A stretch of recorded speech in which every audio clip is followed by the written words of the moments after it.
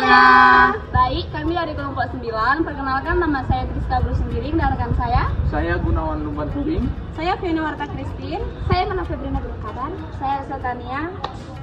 Baik, di sini kami akan menampilkan hasil video dokumenter kami yang berjudul Mandau sebagai Senjata dan Jiwa Suku Dayak. Selamat menyaksikan. Baik, terima kasih Pak. Sebelumnya kami mengucapkan kepada Bapak yang telah bersedia meluangkan waktunya untuk dapat kami wawancara untuk memenuhi tugas dari proyek dari perkuliahan kami Pak. Di sini kami dari Prodi PPK ini ingin mewawancarai mengenai pusaka dari suku Dayak yaitu Mandau Pak. Nah, seperti yang kami lihat di sini Pak, ada beberapa mandau yang terletak di depan kami. Kami ingin bertanya dulu mengenai dari sejarah mandau yang ada ini Pak. Kira-kira sejarahnya, makanya ada ini mandaunya, kira-kira dimulai dari apanya sejarahnya? Ya, terima kasih ya atas kedatangan adik-adik di tempat kami ini. Kalau sejarah Mandau ini, kalau dulunya ini untuk pertahanan diri sebenarnya. Pertahanan diri karena zaman dulu itu ada yang namanya kayau manganya, penggal memenggal. Iya. Ya, kalau untuk zaman sekarang ya untuk dipajang di rumah atau untuk acara ritual tertentu seperti tiwa, seperti ada segala makan sahur berapa, itu memang harus ada seperti ini, khususnya mandau atau duhung gitu. Berarti ini senjata mandaunya dulu pada zaman dahulu digunakan untuk senjata pertahanan diri untuk berperang atau bagaimana? Iya, salah satunya seperti itu untuk pertahanan diri. Ada kelompok-kelompoknya yang megang mandau ini. Ya. Berarti itu merupakan dari sejarah dibentuknya mandau ini Pak, untuk melatar belakangi dari pertahanan diri saja, ataukah mandau ini digunakan untuk dalam bidang pertanian atau dalam kehidupan sehari-hari? Kalau mandau ini tidak boleh digunakan untuk pertanian. Ini namanya senjata pusaka untuk orang Dayak sendiri. Kalau untuk pertanian lain halnya lagi, ada alatnya. Kalau mandau ini nggak boleh digunakan secara sembarangan. Ini kan sakral menurut. Ini adalah jati diri kami orang Dayak. Bahwa orang Dayak itu nggak orang Dayak namanya kalau nggak punya mandau. Berarti ini merupakan dari pusakanya ya Pak? Iya, pusaka kami orang Dayak. Identitas kami orang Dayak. Jati diri kami sebenarnya mandau ini. Seperti hal segala polisi kan ada senjatanya juga. Sama halnya kami orang Dayak. Salah satunya mandau, atau duhung, tombak, semua ada. Nah, selanjutnya kami ingin bertanya mengenai proses pembuatannya Pak. Kira-kira untuk pembuatan ini yang diperlukan apa aja dan berapa lama cara pembuatannya Pak? Kalau proses pembuatannya ini kita pilih besi yang bagus. Dari besi yang bagus di tempat ada yang namanya di sini namanya nasal namanya. Nasal. Kalau Iya. nasal itu apa Pak? Nasal untuk proses pembuatan bilah mandau itu sendiri. Oh iya.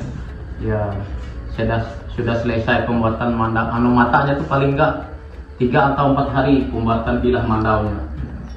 Setelah terjadi proses pembuatan bilah mandaunya, baru gagangnya atau sarungnya. Gagangnya sarungnya. Iya. Salah satunya ya seperti ini, ada ukiran, ada motif-motif tertentu, motif-motif yang tertentu yang ada di mandau ini sendiri itu enggak sembarangan. Itu ada filosofinya masing-masing yang ada di mandau ini. Kalau untuk pembuatan ini memerlukan beberapa hari Pak, beberapa waktu pembuatannya. Kalau proses pembuatannya dari mulai bikin bilah sampai dia selesai seperti ini memakan waktu sampai setengah bulan biasanya. Setengah bulan ya? Iya. Berarti untuk setengah bulan hanya dapat menghasilkan Satu bilah mandau. Satu set seperti ini. Kalau pada saat ini Bapak mengoleksi mandau ini ada berapa sekarang Pak? Kalau sekarang rasanya ada 6. 6 ya? Ya, ada di tempat teman-teman kita juga yang minjam. Selanjutnya kami ingin bertanya mengenai fungsi dan kegunaan dari mandau dalam kehidupan sehari-harinya ini buat apa Pak? Apakah mandau ini hanya dapat digunakan dalam tradisi adat saja? Apakah mandau ini juga dapat digunakan di dalam proses apabila diperlukan? Misalnya itu kalau kita dalam pertanian seperti yang tadi Pak, apakah ini hanya dapat dibentuk untuk kegunaannya hanya untuk adat saja Pak? Bagaimana? Kalau mandau ini kita pergunakan untuk diri sendiri atau koleksi gitu. Koleksi. Ya, koleksi atau barang pusaka kita. Kembali lagi kayak pertanyaan tadi, kalau untuk pertanian nggak dibolehin. Ini kan untuk acara ritual tertentu ya. Yang pertama untuk pertahanan diri, keduanya untuk ritual adat. Selanjutnya Pak? Kalau untuk selanjutnya ya saya kurang tahu juga.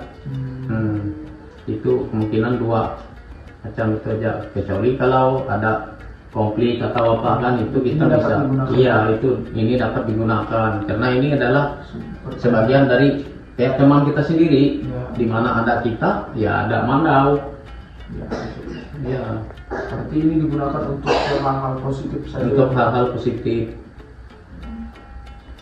Kalau untuk pertanian nggak dibolehin. Berarti memiliki pusaka yang lain yang mungkin memiliki bentuk yang mirip gitu. Ya, kalau untuk pertanian ya ada namanya orang di sini bilang tuh ya pisau ambang untuk pertanian, untuk membahas atau apa gitu. Itu namanya pisau ambang. Kalau ini nggak dibolehin. Namanya kalau ini dipakai untuk pertanian itu menginjak harga diri kami orang Dayak. Karena ini adalah senjata pusaka, iya, pusaka kami yang wajib kami jaga dan kami lestarikan sampai anak cucu kami nanti. Nah, selanjutnya kami ingin bertanya Pak, di dalam seperti yang kita lihat pada mandau ini, di sarungnya itu ada lukisan-lukisan dan di gagangnya itu ada kayak ukiran-ukiran gitu. Nah, saya ingin bertanya Pak mengenai terkait dengan lukisannya itu, apa yang mendasari atau filosofi makanya ada lukisan itu Pak, dan maknanya apa aja dari ukiran-ukiran itu Pak? Kalau mandau ini ada banyak jenis ukirannya. Kalau seperti halnya yang ini namanya motif yang ini namanya perapak tambun namanya. Perapak tambun. Ya, perapak tambun itu dia hidup di dalam air, di dalam air maupun di darat. Nah, kalau yang ini namanya lamantek. Ya, lintah. Ya, lintah yang makan darah. Makanya yang di sini tuh yang gambaran yang ada di sini, segala motif-motif yang ada di sini, filosofinya itu menggambarkan kegagahan mandau itu sendiri. Ya, yang di sini tuh yang makan darah semua.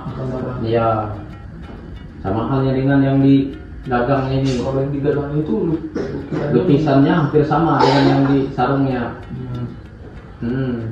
Kalau boleh tahu itu gagangnya terbuat dari apa Pak? Ini tanduk rusa. Tanduk rusa ya? Iya. Apakah semua mandau itu terbuat dari tanduk rusa gagangnya? Enggak juga. Kita milih dari kayu, ada yang kayu berkualitas juga. Kayu berkualitas. Ya seperti ini kan kayu ini. Kayu berkualitas. Kalau memang nggak dapat tanduk rusak ya kita pakai kayu berkualitas. Ada kayunya juga yang nggak bisa pecah. Berarti yang kualitasnya bagus ya Pak? Ya, yang kualitas bagus. Kalau yang itu yang putih rambut-rambut itu rambut apa Pak? Kalau zaman dulu ini rambutnya ini kalau di mandaunya, kalau zaman dulu ini nggak bisa dipakai kalau nggak rambut orang mati yang sudah dipenggal dari mandaunya ini.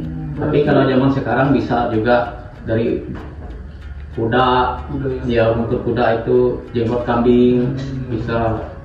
Berarti kalau pada zaman dulu itu rambutnya harus rambut si korban ya, manusia. rambut si korban itu sendiri. Makanya sejak mandau itu ada penunggunya, ada juga yang tidur di situ gitu. Kayak model kodamnya. Berarti sudah ada yang makan korban sudah gitu. Nah, seperti yang ada di Padang Anda ini kan Pak, ada ini lagi. Ini apa namanya Pak? Ini namanya puai namanya. Puai ya. Iya, bisa juga dari segala lepu, pohon lepu namanya. Iya, pohon Kalau yang bisa. tidak Kalau yang ini namanya langge. Langge. Iya, ini langge. Anak dari mandau ini sendiri. Anunya, kegunaannya banyak. Kalau langge ini bisa untuk kehidupan sehari-hari. Kegunaannya buat apa aja Pak misalnya? Salah satunya ya, kalau yang motong yang kecil-kecil, bisa yang langge ini. Nggak mungkin kita pakai yang besar kan? Berarti langge ini juga seperti mandau ya, kayak pisau juga ya? Iya, fungsinya, tapi matanya kecil ya. Kecil, Iya. Tapi kalau langge ini, kalau barang pusaka ini nggak boleh dimasang matanya. Kalau nggak ada korbannya di mandau itu sendiri, nggak dibolehin. Berarti harus menumbalkan.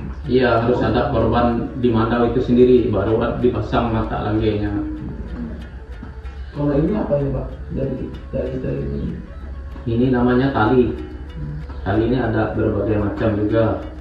Ada yang seperti ini namanya buhul kunci namanya. Ya seperti itu. Ada buhul kunci. Ini ada juga yang kayak gini talinya. Kalau ini dari bahan apa? Itu tergantung kita aja, bisa dari tulang, bisa dari batu.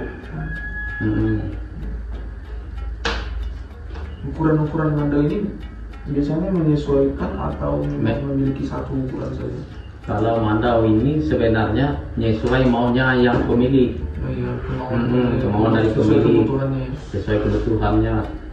Itu kan ada ukuran tertentu.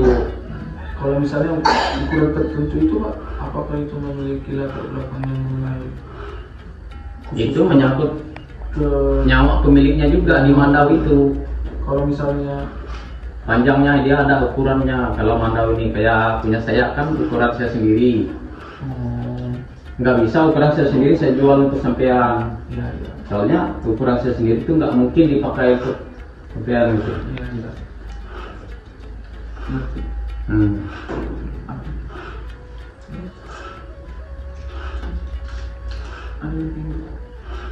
Ada lagi yang mau ditanyakan? Kalau mandau ini memang itu memang untuk diri kita sendiri atau memang ada yang dijual gitu Pak? Diperjualbelikan. Kalau yang diperjualbelikan ada biasanya, tapi kalau senjata pusaka nggak bisa. Senjata pusaka ini kalau saya ini nanti saya bilang nggak ada gitu, itu anak saya lagi yang megang.